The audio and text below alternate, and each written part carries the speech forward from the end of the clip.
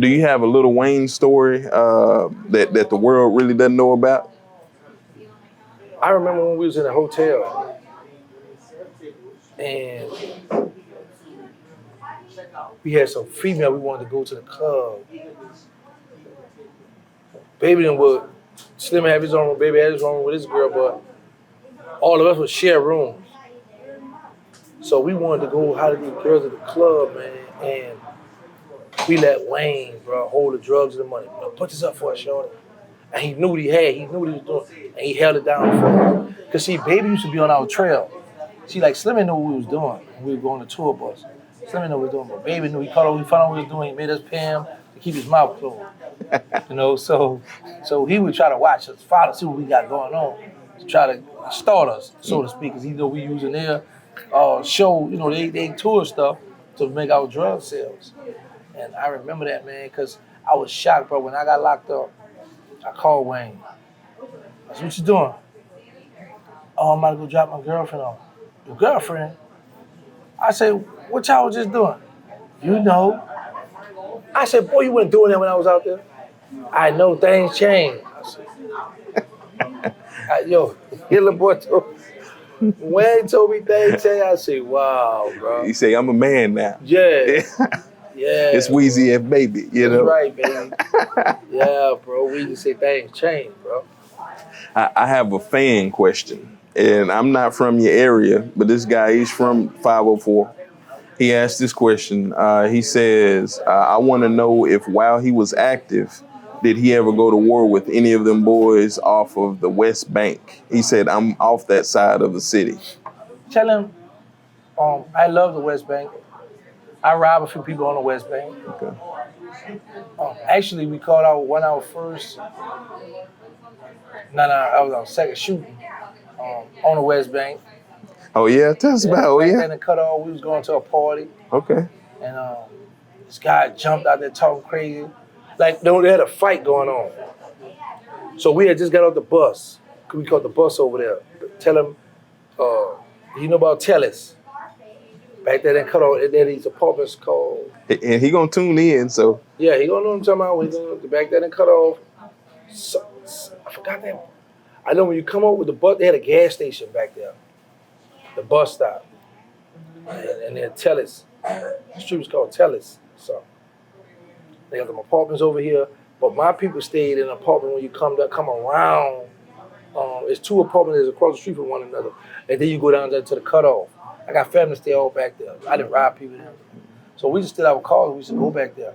But anyway, we was going to this party this night. And we got off the bus. It was a good bit of us too. We walking and there's somebody fighting or arguing. You know how the neighbors had a little argument? So as we walking, this dude must have thought we was a part of someone and he was talking crazy, he couldn't talk. So one of my people was up and shot him. And instead of us running to the goal, we ran back to go get on the bus and go back across the So we gone. Yeah, we gotta get up out of here. Yeah. I got a little cousin, I got people, shout out to Demi, he's got a state. And Mary Poppins across the river. The judge, I was on probation, but I kept going to jail for murder. So when I went for my probation hearing, I had got a probation bond, so I was going to court from the streets. So the judge, one day I had a colostomy bag on. One day he tell me, man, I'm gonna revoke your probation, your bond, and I'm gonna violate you. You're getting in too much trouble. Your Honor, I got a surgery. Don't worry, you're gonna have surgery while you're in jail. Make sure you get some proper medical care. He said, it was February of 95. That judge said, he said, go sign that paper, turn yourself in tomorrow. All right, yes, Your Honor. So I walked up, I signed the paper. So in my mind, I'm like, there's no way in the world this man let me go home right now and turn myself in tomorrow. Got to be kidding. Yeah, you gone. Yeah, you gone. Look. I ran that project, that Magnolia project, and got my stuff. I held a Magnolia, that's where Juvie from, man. Yeah, okay. Yeah, him and Turk off the old side of the project. Okay. I held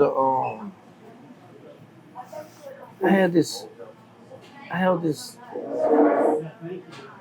black bravado, that stone thing.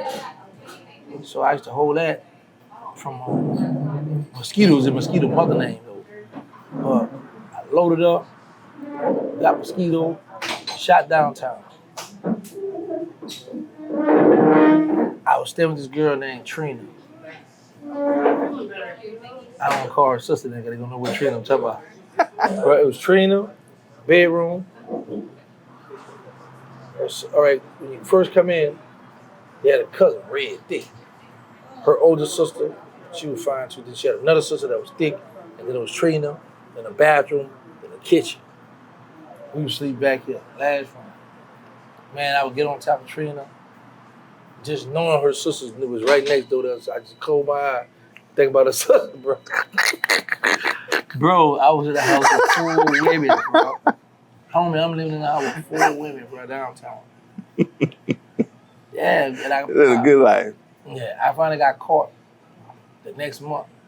A few weeks, I got caught in the Magnolia Project. I'm living downtown, but I'm going back uptown that project. Went back in that project, somebody dropped a dime on me. People chased me, I ran, got away, ran in the hallway, got caught. In March of 95, that's when I went, did my state bid, I got out in 96.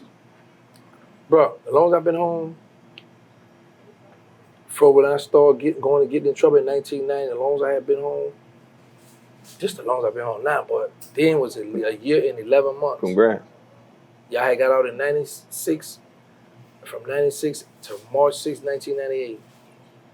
Went to the Fed, but now I've been home 2 years and 5 months.